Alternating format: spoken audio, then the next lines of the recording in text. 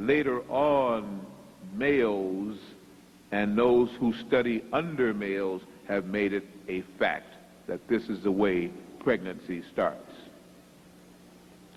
For centuries, people before that had believed in a theory of parthenogenesis. I repeat, parthenogenesis, and they even created under Grecian society, which had adopted and stole from the ancient Nubian society, the Parthenon.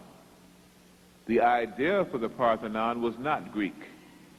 The idea that a temple toward bringing in gods was already being utilized on earth, and parthenogenesis, or virgin birth, was acceptable and was the more immaculate, wonderful way. All of your ancient gods, so-called, or avatars or presentors, were said to have been of what? Virgin birth. Now we laugh at that. We lose so much in the vaginal uterine tract conceptuary and bringing to term trimesters that there must be a better way. We have just forgotten that there was another way. In the year 1955, 4 prominent British doctors of medicine, and I like to use this amongst college students because when you say British doctors of medicine, then it makes it okay. Dr. Stanley Balfour Lynn, Dr. Bernard Camber, Dr. David Wine Williams, and Dr. A.E. Morant all studied some 10 classical cases of virgin births and agreed that all 10 of them were real, that in some way parthenogenesis, bringing to birth without the union of sperm and egg, had occurred in all 10 of those cases, barring nothing. The most famous or classical case of virgin birth was by Mrs. Emma Marie Jones, a German woman who during the height of the war, World War II, 1944, had been locked in her castle, a big estate, because it had been bombed, and everybody thought that everybody inside had been killed. And so for 17 months she stayed in there. She was not pregnant when she went in. When she came out, she was 9 months pregnant. There had been no men in there. There is another theory, the Ovist theory.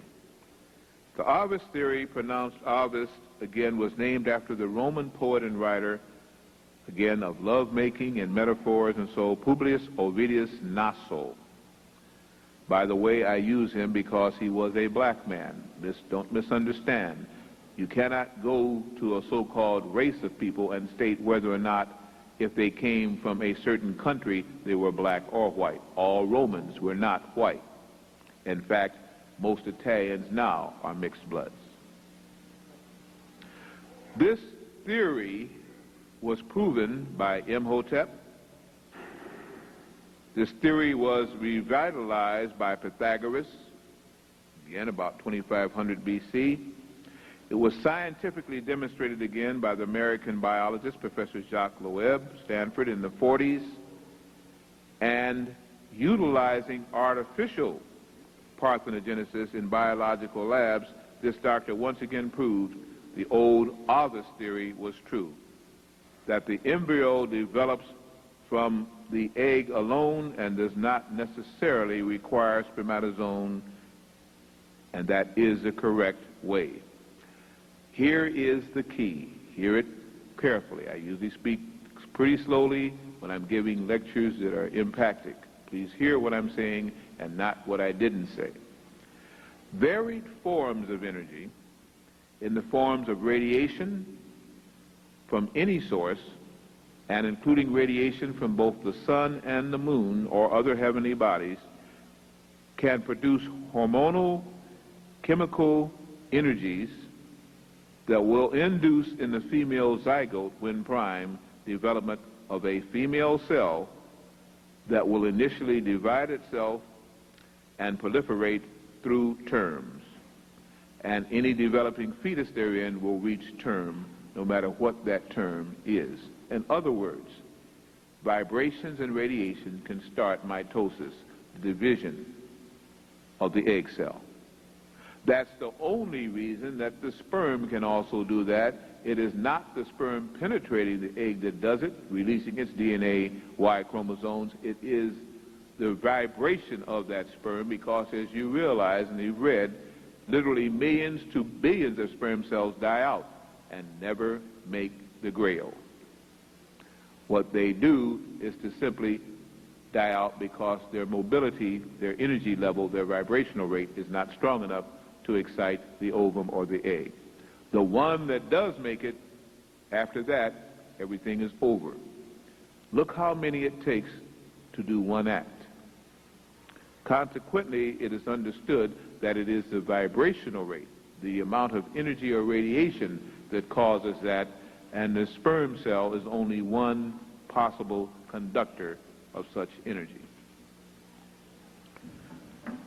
When we start thinking and talking like that, we have to begin to say, well, if that is the case, what is the reason now while many women do not get pregnant until they have a man, if you're talking about something that is so preponderous and so wonderful, Dr. Blair? I state you have to begin to go back into one of the true histories of our planet, and this is where you begin to run into the problems, the challenges, and I love the challenge. At the beginning of this phase, let me explain that hermaphrodites are dual-sexed. Anybody who's hermaphroditic or hermaphrodite has both sexes. Androgynous